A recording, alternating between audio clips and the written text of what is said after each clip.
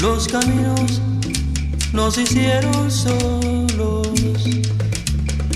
Cuando el hombre dejó de arrastrarse, los caminos fueron a encontrarse.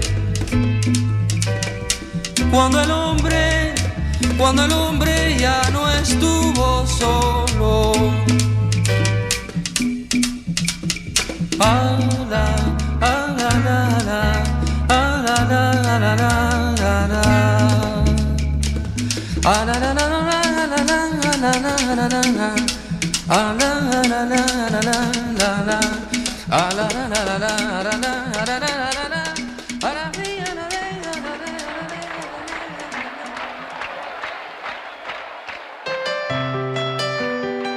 Enero de 1959. Con el triunfo sobre la dictadura de Fulgencio Batista, comienza la revolución. A partir de entonces, ni los rebeldes ni la isla tendrán reposo.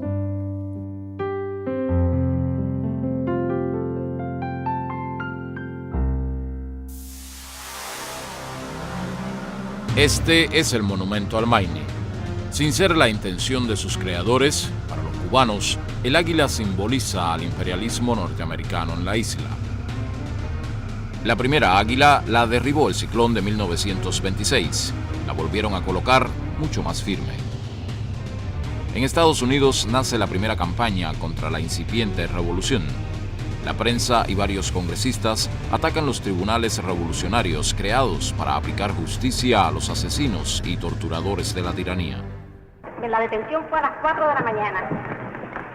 Traigo aquí porque lo conservaba, porque que me enfrentaría algún día delante de ti. ¿Te acuerdas que te lo dije? Esta es la vaca. Verán que por aquí tiene sangre todavía. Porque me dio una patada en el vientre y tuve una hemorragia. Como me tuve que fajar con ellos para que no realizaran eso, me partieron 2 vértebras. ¿Te acuerdas? Y que tú le diste, cuando le dieron la primera pasada de palo, se cayó de rodillas. Y tú le metiste una patada por el hígado y cayó de bruces al suelo. ¿No recuerdas eso? Así que después que lo asesinaste, lo profanaste también. Que tú eres un vil asesino. Que te vi. ¿Delante de usted? De mí. Delante de mí lo mataste a tiro y después te reíste de cómo se moría. Perdóneme. En Avellaneda número 106, el 6 de octubre a las 7 de la noche. Oiga la señora. Y dime que no. Dime que no. Te sentaste a contarme cómo la habías matado. Dime que no. Dímelo, Calviño. No puedo contestar. Contra individuos como estos se dicta la pena capital. Ante los tribunales comparecen cientos de testigos y sobrevivientes de los miles de asesinatos y torturas que asolaron al país durante 7 años de dictadura batistiana. Solo son fusilados aquellos sicarios a los cuales se les prueba innumerables crímenes. Este es el teniente Enrique Despaine, autor de 53 asesinatos. Miles de soldados y miembros de la policía del régimen son puestos en libertad. Algunos, más involucrados en acciones del batistato, reciben condenas de prisión. Este personaje disfrazado de rebelde es Hermelindo Batista, hermano del dictador. Al igual que a muchos simpatizantes del régimen, se le deja en libertad. La justicia revolucionaria prevalece sobre la venganza.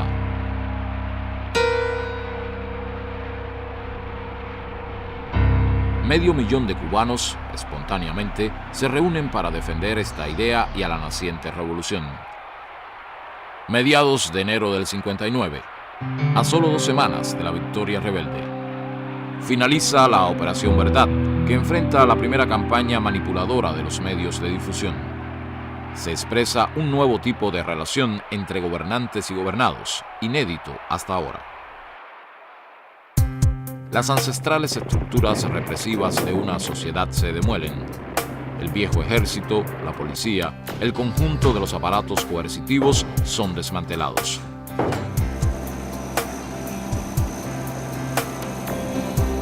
No es solo la caída de un tirano o un simple cambio de gobierno.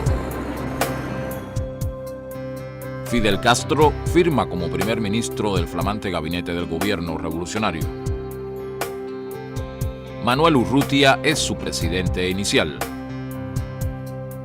Se toman las primeras medidas de profunda repercusión social que abarcan la vivienda, la rebaja de los alquileres, los precios de las medicinas, la incautación de bienes malversados. Sin enfrentar el problema de la tierra, su pésima e injusta distribución, es imposible una transformación auténtica en la situación económica y social del país. La primera ley de reforma agraria es dictada en mayo de 1959. No es una ley extrema, permite la retención de hasta 30 caballerías a los propietarios. Una indemnización en términos justos está prevista.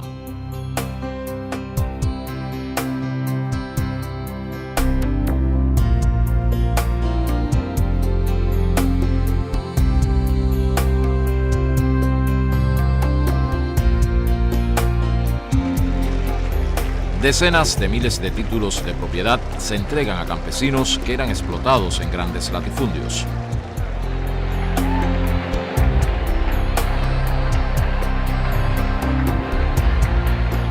Sin embargo, este es el inicio de las abiertas confrontaciones con el gobierno norteamericano. La revolución no comienza mostrando hostilidad hacia los Estados Unidos.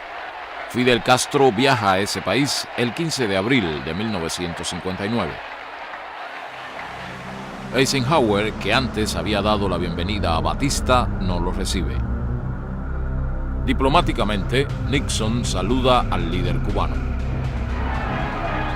Mientras, en las calles, Fidel Castro es recibido como un héroe.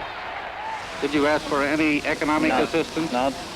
I came for good relations, for good understanding, for good economical relations. We are now poor country, but in a rich, poor people, but in a rich country. What we want is to work in our rich country.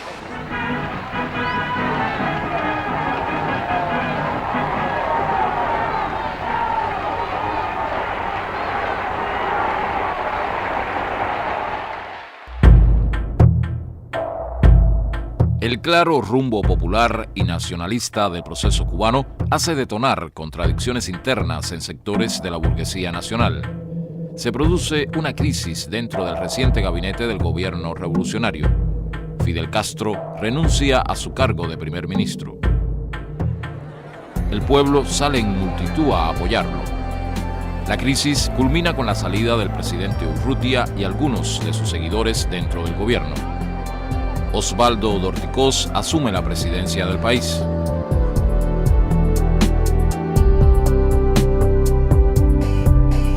El silencio cubre la plaza. Un evento extraordinario, único en la historia de América, va a comenzar. Los campesinos lanzan sus sombreros al aire cuando el presidente de la República, doctor Osvaldo Dorticós, anuncia el regreso de Fidel Castro al cargo de primer ministro.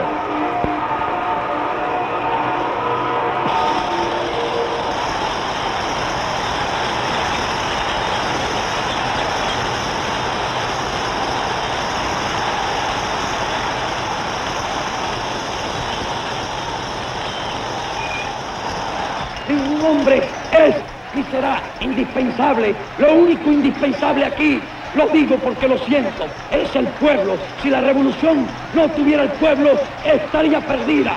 El pueblo es lo que importa y el pueblo lo tiene la revolución.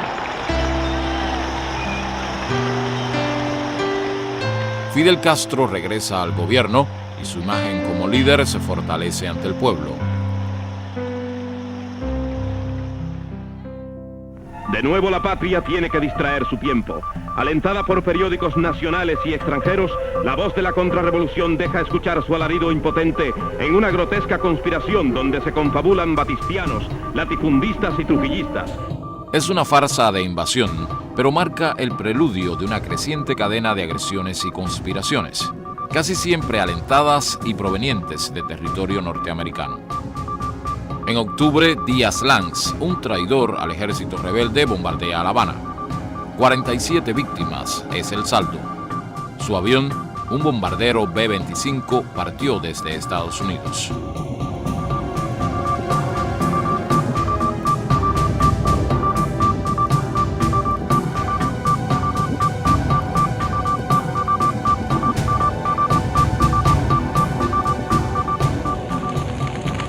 En el último trimestre del 59, despunta la práctica terrorista de la quema de cañaverales.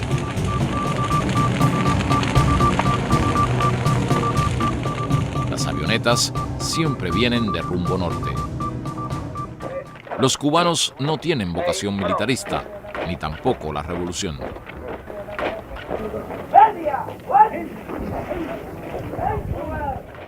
Es que ya el pueblo, por iniciativa propia, está pidiéndonos a nosotros que les demos las armas y que los adiestremos militarmente.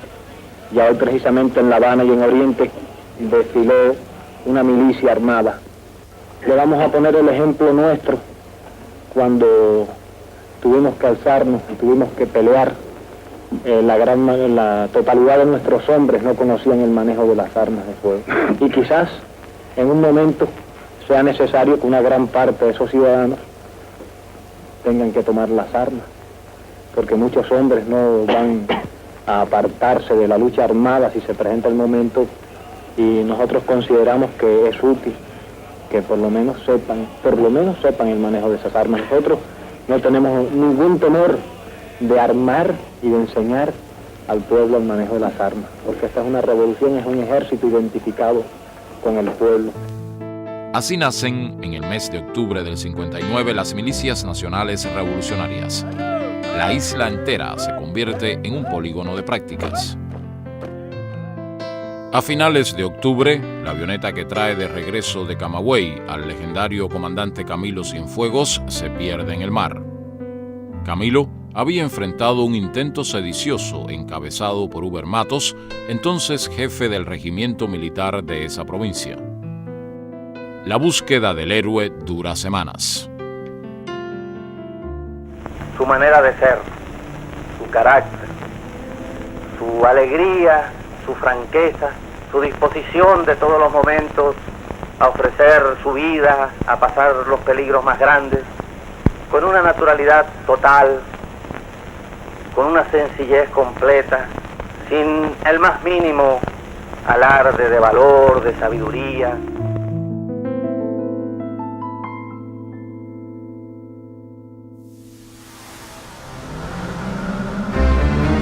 Un documento del Departamento de Estado norteamericano con fecha 1 de julio de 1959 rezaba: el gobierno de Castro no es del tipo que merezca salvarse. Se comenzó limitando la cuota azucarera que Cuba vendía a Estados Unidos hasta concebir un llamado Programa de Presiones Económicas contra el régimen de Castro, emitido en marzo del 60 desde el mismo Consejo Nacional de Seguridad norteamericano. La cuota azucarera sería suspendida poco después. Era el prólogo del bloqueo económico sobre la isla. A bordo de un avión soviético en el cual viene a completar su viaje desde Moscú, llega al Aeropuerto Internacional José Martí de Rancho Boyeros el vicepremier de la Unión de Repúblicas Socialistas Soviéticas, señor Anastas Mikoyan, que es recibido como huésped de honor del gobierno revolucionario de Cuba. Mikoyan es el hombre clave del gobierno soviético en materia de proyección comercial y económica en los mercados y naciones de todo el mundo. El gobierno cubano se ve obligado a buscar nuevos espacios y mercados en ejercicio de su soberanía. Cuba vende azúcar a la Unión Soviética. Se inicia una relación de solidaridad que rebasa los marcos comerciales. El gobierno norteamericano da un nuevo paso, intentando provocar una crisis energética en el país. Ordena a sus refinerías no procesar el crudo enviado por el Estado cubano, en su mayor parte de procedencia soviética. La respuesta cubana conduce a las primeras intervenciones de las refinerías extranjeras. A cada medida de presión, el país acosado reacciona radicalizando su proceso.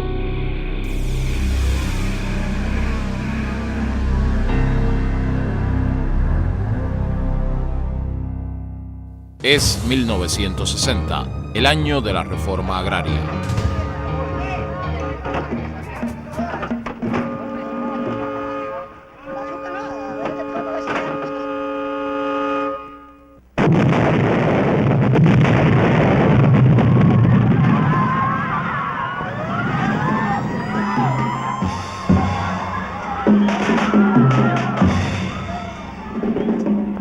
Aproximadamente a las 3:10 pasado meridiano del 4 de marzo de 1960, cuando era levantada la tercera lingada de los materiales explosivos que se extraían de la bodega de popa del barco francés La Coubre, un estallido seco, estremecedor, sembró la destrucción y la muerte en la nave. El vapor La Coubre había arribado a La Habana a las 9:14 ante meridiano procedente de Hamburgo, Amberes y Le Havre. Traía en sus bodegas 525 cajas de granadas, 938 cajas de municiones para fusil automático FAL, con un total de 76 toneladas de explosivos. Minutos más tarde, un segundo estallido, de mayor magnitud, asoló el muelle causando un número mayor de víctimas. Habían transcurrido 25 minutos. Y de verdad que es duro recordar eso, porque algunos ya estaban muertos. Había un compañero que yo no recuerdo el nombre, era civil, tenía tanta metralla en el cuerpo que no se podía ver si uno le miraba cuando estaba en el hospital y no definía si era blanco o era negro. Había un compañero capitán al lado nuestro también que perdió una pierna. 101 muertos y más de 200 heridos son las víctimas del peor acto de terrorismo en la historia de Cuba, quizás solo superado por la extraña voladura del Maine. El sabotaje tiene dos objetivos: privar de armas al ejército rebelde y sembrar el terror en la población. A partir de este momento, Cuba decide comprar armas a quien se las venda. Son los meses en que Cuba restablece relaciones con la Unión Soviética y otros países del campo socialista.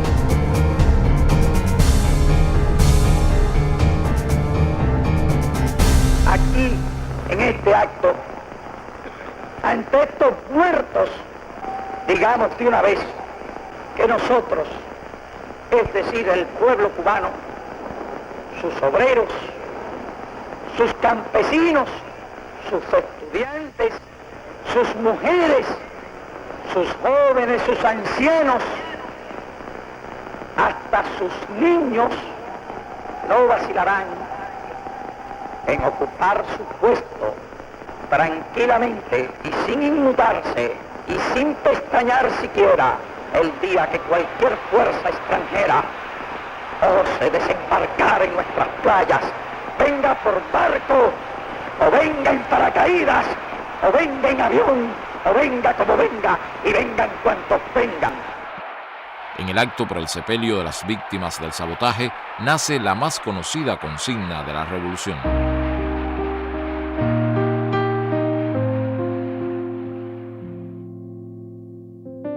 Una sucesión de actos terroristas se desata a partir de este momento. Centros de trabajo, tiendas, lugares públicos, escuelas son sus principales objetivos.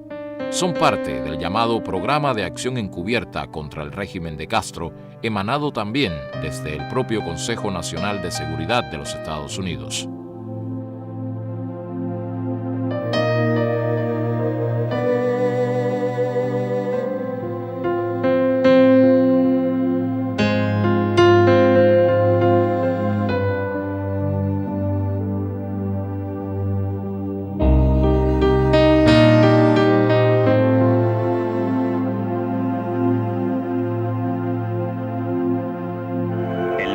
Atentado deja un saldo de 7 jóvenes heridas, entre ellas María Eugenia Echanis, de 16 años, que sufre la pérdida de un ojo.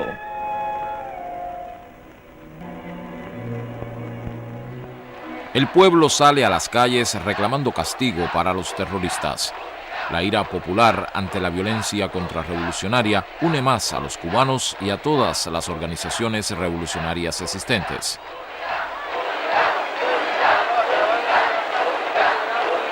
Agosto de 1960. Estadio de béisbol de la capital. Aquí se clausura el primer Congreso Latinoamericano de Estudiantes y el gobierno revolucionario va a tomar una decisión fundamental.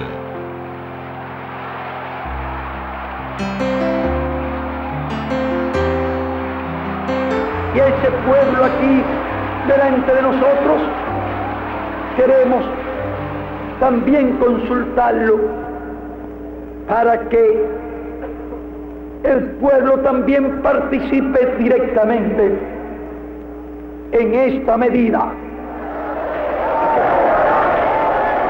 Aquel día ocurre algo inesperado. En su afán de controlar todo, Fidel pierde la voz. El público queda a la expectativa. Ante su imprevista afonía, Raúl Castro y el presidente Dorticós convencen a Fidel para que no siga su alocución. Raúl asume la palabra. porque se ha ido una voz por un momento, pero ahí está él y estará. Entonces el líder se repone.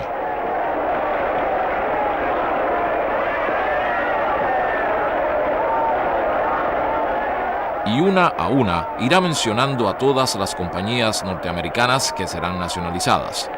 1. Compañía Cubana de Electricidad.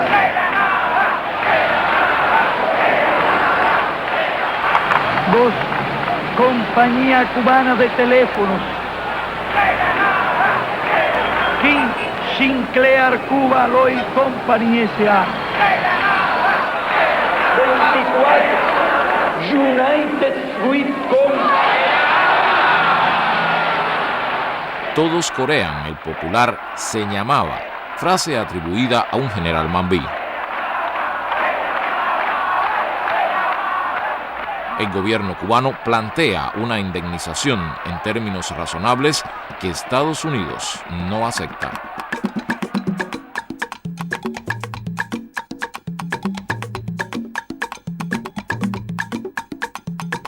Ah, la, la, la, la, la, la. Ah, la, la, la, la, la, la.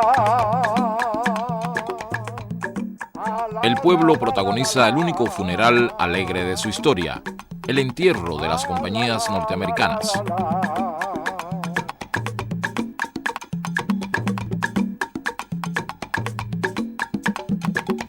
Ah, la, la, la, la, la. Ah, la, la, la, la, la, la. Un carnaval revolucionario que concluye en el malecón habanero con los ataúdes lanzados al mar con rumbo norte.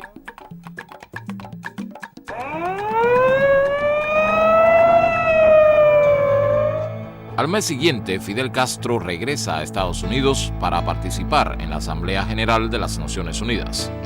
El clima, ahora, es por supuesto muy distinto al de su anterior viaje.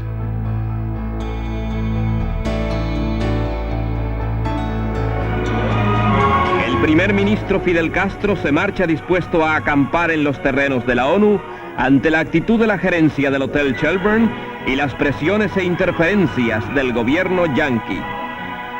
Sin cuota pero sin amo. No intervención en Cuba, dicen estos carteles. Fidel Castro es invitado por el gerente del Hotel Teresa, ubicado en el centro del barrio negro de Harlem. Acepta y será el único jefe de gobierno que resida en un ambiente popular. En el Teresa lo visita el premier soviético Nikita Khrushchev. Los intentos de humillar y aislar al líder cubano fracasan.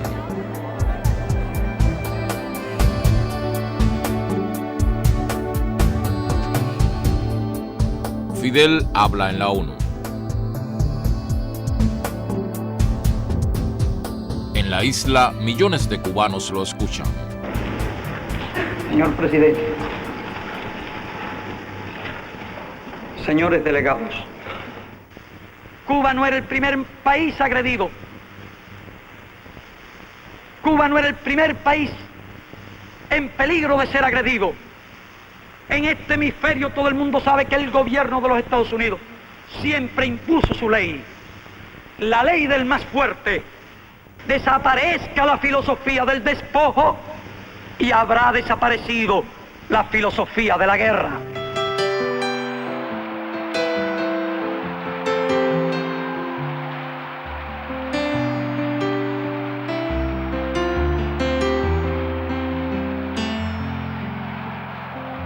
Fidel Castro regresa a Cuba con el prestigio de haber enfrentado a los norteamericanos en su propio ámbito.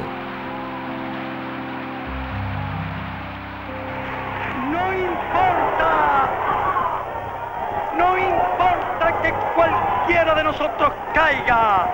Lo que importa es que esa bandera se mantenga en alto, que la idea siga adelante, que la patria viva. La Sierra del Escambray, en el centro de la isla. Este es el teatro escogido para desarrollar una guerrilla contrarrevolucionaria que a través de pequeñas bandas siembra el terror en la zona. Decenas de campesinos son asesinados, incluidos maestros voluntarios como Conrado Benítez, ahorcado mientras alfabetizaba en las montañas. Miles de combatientes y milicianos acuden al llamado para la operación militar conocida como Limpia del Escambray.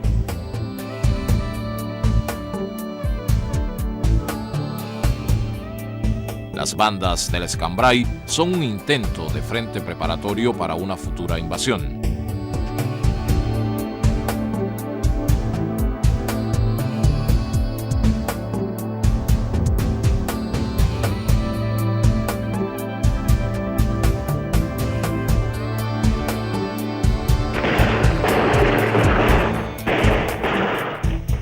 Numerosos grupos armados son desmantelados, pero las bandas continúan aún varios años cometiendo asesinatos y sabotajes. Estos grupos son abastecidos de armamento y recursos por los Estados Unidos en frecuentes lanzamientos desde aviones que son habitualmente interceptados por el ejército rebelde y las milicias. 1960 culmina con una gigantesca movilización. Tras las elecciones en Estados Unidos, se hace inminente el peligro de una agresión militar directa.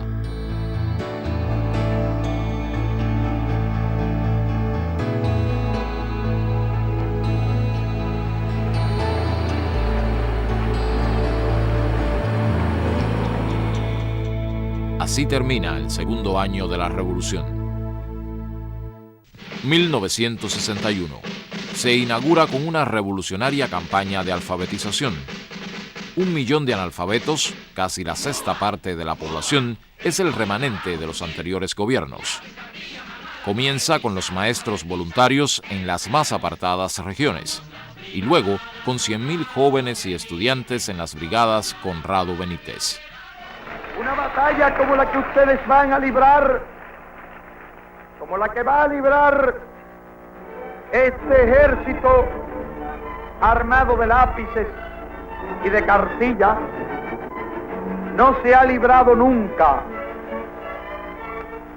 Durante este mismo año hemos tenido que estar alerta constantemente frente a las amenazas exteriores. Más fácil habría sido si tuviéramos una sola tarea, la tarea de luchar contra la ignorancia.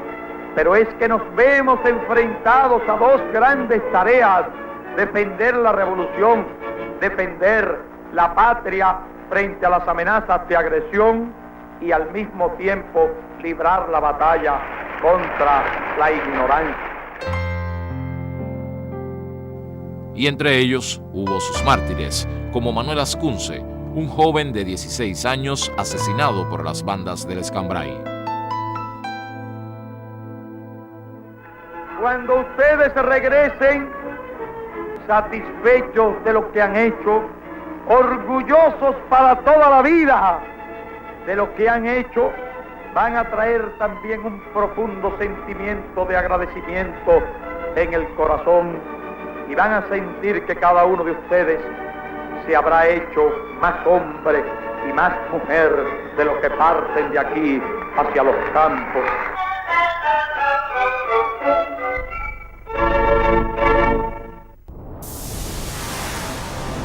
El año de 1961 comienza también con la ruptura de relaciones entre Estados Unidos y Cuba.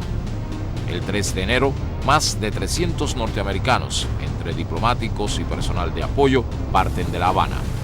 En la embajada cubana en Washington solo hay 12 diplomáticos.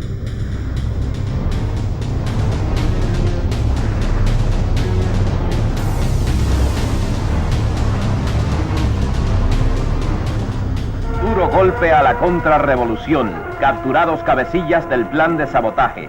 Reynol González, coordinador de contrarrevolucionarios, es entrevistado por un panel de periodistas. Dígame, señor González, usted habló antes de que ustedes habían recibido, procedente del gobierno de Estados Unidos, explosivos y equipos para actos terroristas. Con esos elementos, con ese fósforo vivo, etcétera, ¿qué actos terroristas hicieron ustedes aquí en Cuba? Bueno, nosotros aquí quemamos el Encanto, los Tencent,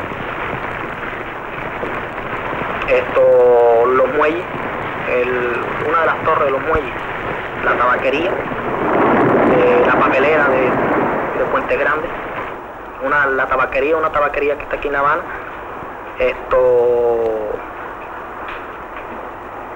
varios más que no recuerdo ahora, sinceramente.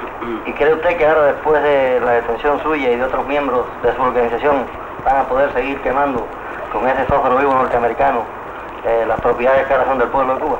Bueno, lo que respecta al movimiento revolucionario del pueblo, no lo creo, porque el movimiento revolucionario del pueblo está completamente en el Departamento de Seguridad del Estado. La contrarrevolución terrorista ha sido golpeada con fuerza.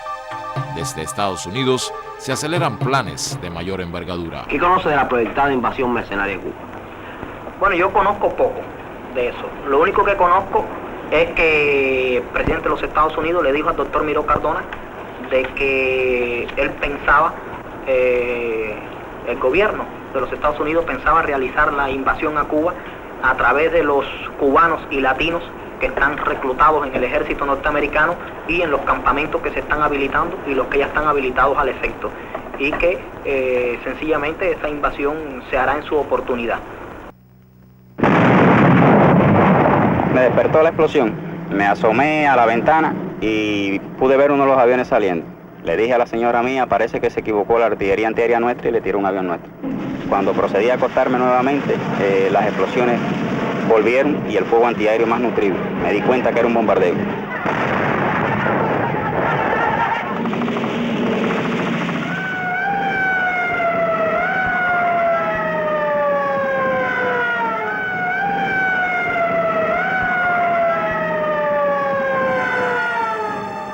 Son bombardeados los aeropuertos de Santiago de Cuba, Ciudad Libertad y San Antonio de los Baños.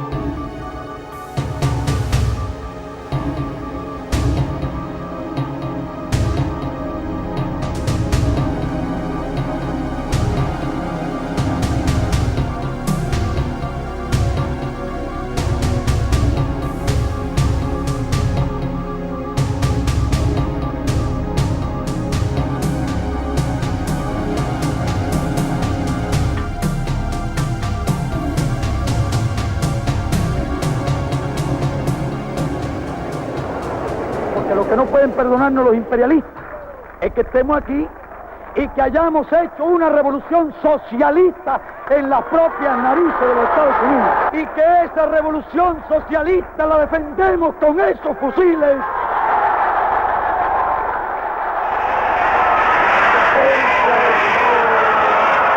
Compañeros, todas las unidades deben dirigirse hacia la sede de sus respectivos batallones en vista de la movilización ordenada para mantener el país en estado de alerta ante la inminencia que se deduce de todos los hechos de las últimas semanas y del cobarde ataque de ayer, de la agresión de los mercenarios. Marchemos a las casas de los milicianos, formemos los batallones y pongámonos a salirle al frente al enemigo con el himno nacional, con la estrofa del himno patriótico, con el grito de al combate, con la convicción de que morir por la patria es vivir y que en cadenas vivir es vivir en oprobio y afrenta a su mismo. Es el preludio de la invasión de Playa Girón o Bahía de Cochinos, la más grande operación militar organizada por la CIA.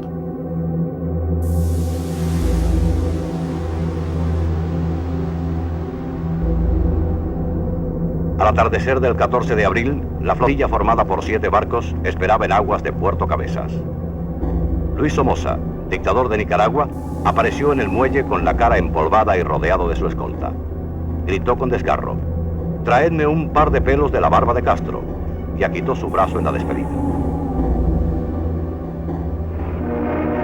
Comienza la batalla de Girón. Las primeras víctimas son civiles. Mi esposo cayó en aquella esquina. Entonces, aquí cayó el José Luis Martínez Paredes. Mi sobrina cayó aquí en este lugar. Entonces mi hermana cayó aquí, de la arequita esa para allá un poquito. Yo no me doy cuenta todavía cómo yo me pude ver en tierra hasta saltar del camión, porque no hago memoria como yo me vi en tierra. Sé que en el camión no estaba. La brigada de asalto trae, entre otras fuerzas, más de 1.500 hombres, 16 aviones de combate, 5 tanques de guerra Sherman, 10 carros blindados, 21 cañones sin retroceso. Su poder de fuego es muy superior al que jamás tuvo el ejército rebelde en la sierra o ningún movimiento guerrillero en la historia de América Latina o del mundo. 176 muertos y más de 300 heridos entre soldados, milicianos y civiles es el saldo de la invasión. Tras la sorpresa inicial, las fuerzas cubanas despliegan su contraofensiva.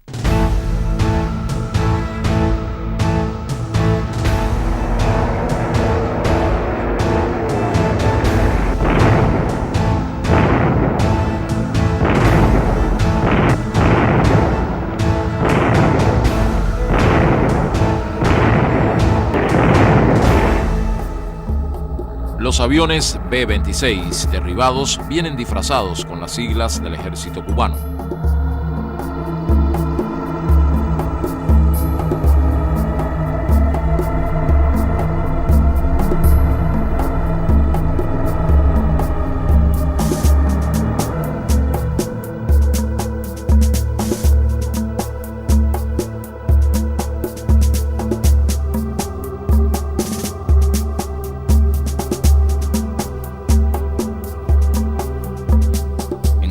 De 72 horas es liquidada la invasión.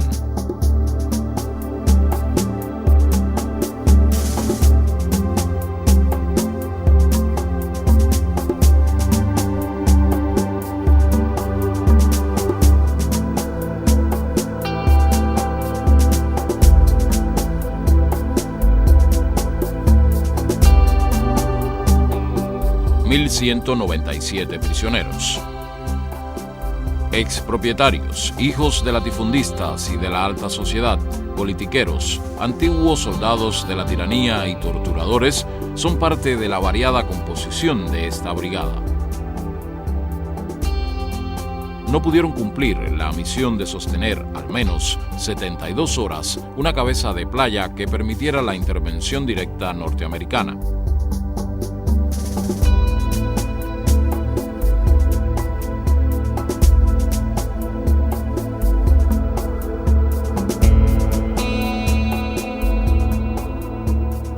Los objetivos, a nosotros se nos pintó una película de muchos colores.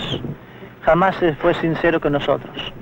Incluso se nos dijo que esto duraría unas horas y que la política de Fidel Castro cambiaría y que estaba todo tan maduro que el pueblo de Cuba iba a cambiar totalmente.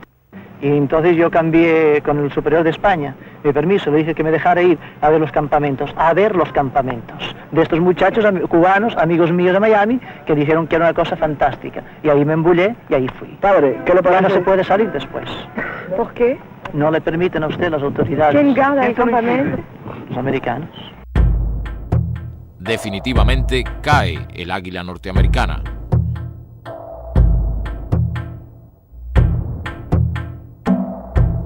Son juzgados los casi 1.200 mercenarios tomados prisioneros.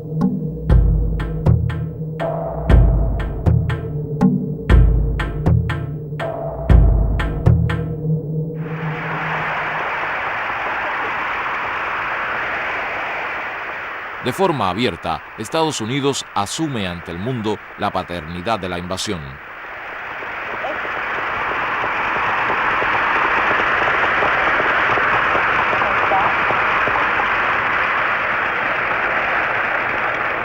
Es un honor para mí el estar hoy entre un grupo de los hombres más valientes del mundo. Los hombres más valientes del mundo, los valientes de Jacqueline. El gobierno norteamericano acepta recogerlos a cambio de pagar a Cuba una indemnización de $62 millones. Los prisioneros son canjeados por medicinas y alimentos. Mercenarios por compotas, como se conoció popularmente la negociación.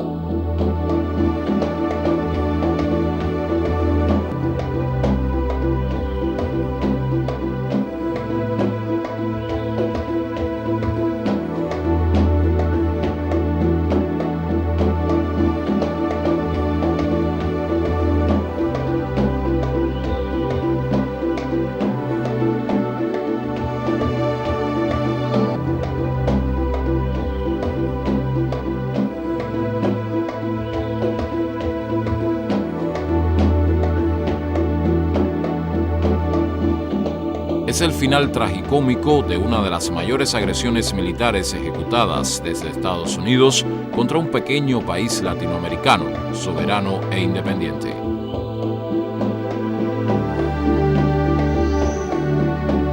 La Organización de Estados Americanos, OEA.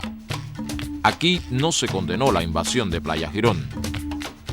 Este es el frente de guerra diplomático de los Estados Unidos. La séptima conferencia plantea la lucha abierta entre el canciller Christian Herter de los Estados Unidos y nuestro ministro de Relaciones Exteriores Raúl Roa, que plantea una valiente acusación frontal contra el injerencismo tradicional de los Estados Unidos, que desempolvando ahora la vetusta doctrina Monroe, trata nuevamente de regir los destinos de una nación verdaderamente libre y soberana, que no se doblega ante las agresiones económicas ni militares. Los enfrentamientos entre las dos delegaciones marcan la tónica de estos encuentros. Estados Unidos demanda que se apruebe una cuarentena para un total aislamiento hemisférico de la revolución. En Punta del Este, Uruguay, el comandante Ernesto Che Guevara participa en desiguales batallas diplomáticas. Expulsar a Cuba de la OEA es parte de un plan norteamericano insertado en un proyecto de subversión mayor. Pero a Cuba no se le aísla de los pueblos latinoamericanos.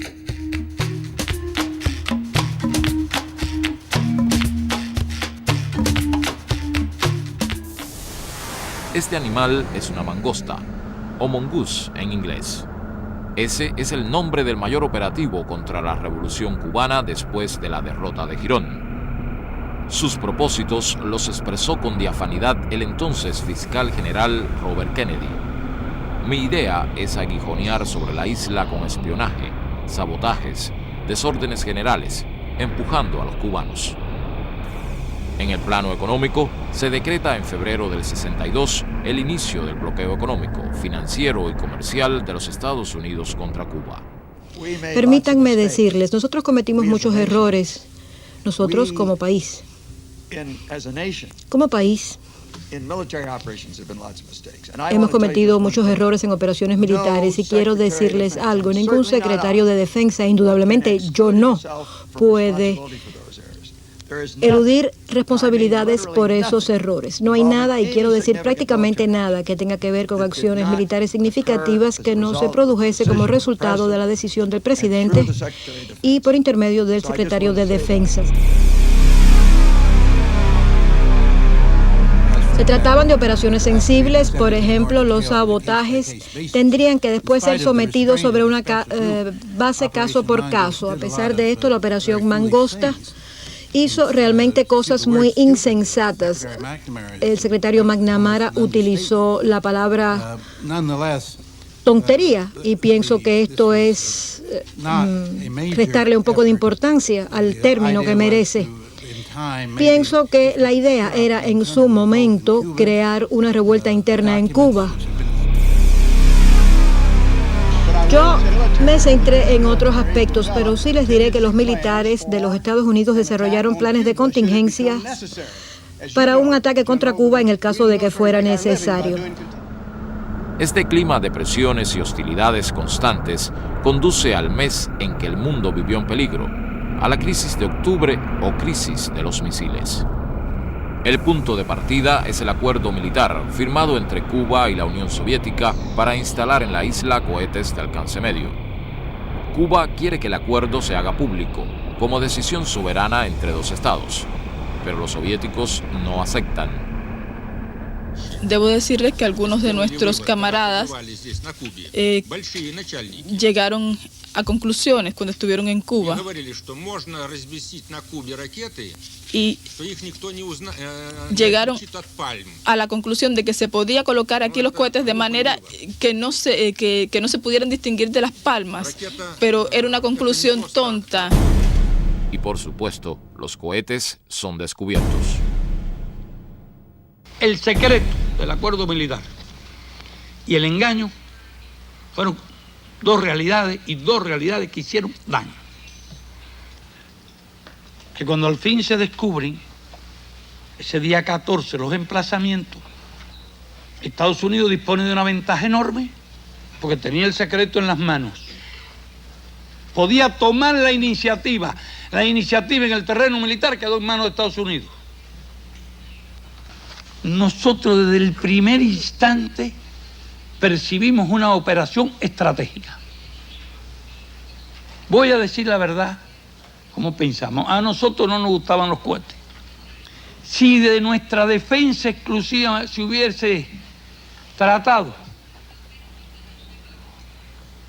nosotros no habríamos aceptado los proyectiles, los cohetes aquí. Pero no vaya a pensarse que era por el temor a los peligros que podrían sobrevenir de los proyectiles aquí, sino por la forma en que eso dañaría la imagen de la revolución, y nosotros éramos muy celosos con la imagen de la revolución en el resto de América Latina, y que la presencia de los proyectiles, de hecho, nos convertía en una base militar soviética, y eso tenía un costo político alto. Tampoco ignorábamos, para mí fue claro, que la presencia de los proyectiles iba a dar lugar a una gran tensión política. Pero nosotros vimos esta cuestión desde el ángulo de nuestros deberes morales, de nuestros deberes políticos, de nuestros deberes internacionalistas, tal como lo entendíamos. Yo creo que ese sí fue un momento de mucho peligro, desde el punto de vista militar.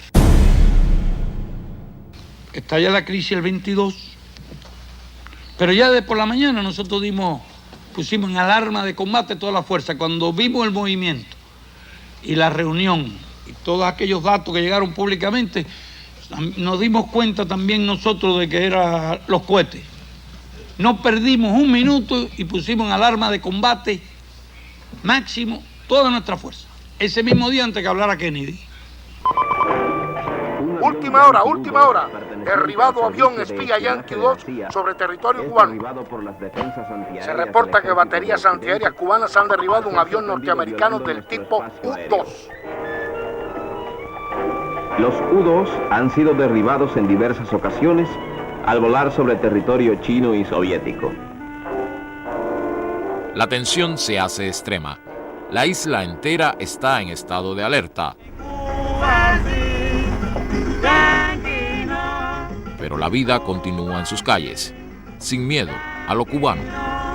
Malanga, sí, chileno, malanga, sí.